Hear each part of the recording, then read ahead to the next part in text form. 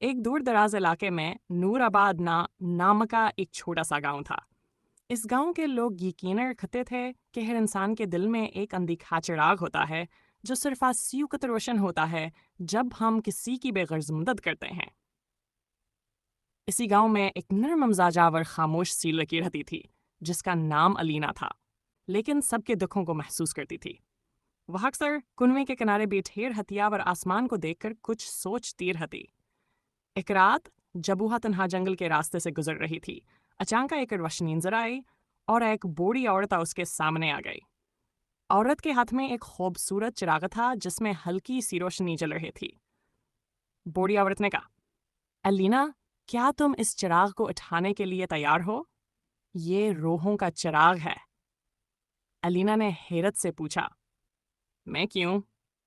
عورت نے مسکرا کر جواب دیا، کیونکہ تم دوسروں کے دکھ کو دل سے سمجھتی ہو۔ یہ کہہ کر وہ عورت غائب ہو گئی اور وہ چراغ آہستہ آہستہ الینا کے ہاتھوں میں آ گیا۔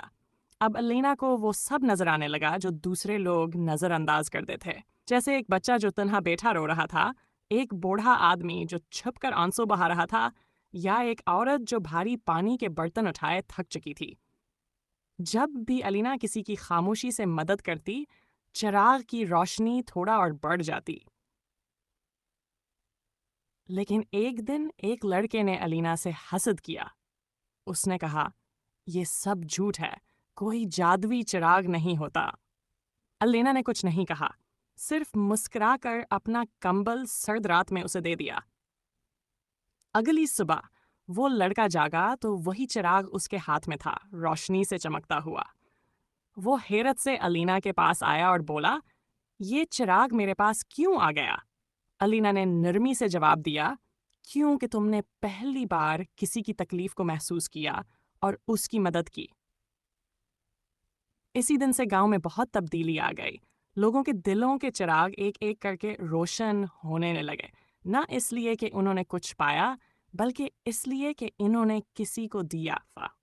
اصل روشنی وہ ہوتی ہے جو ہم دوسروں کے لیے جلائیں۔ سچی خوشی تب ملتی ہے جب ہم دل سے کسی کی مدد کریں بغیر کسی لالچ کے۔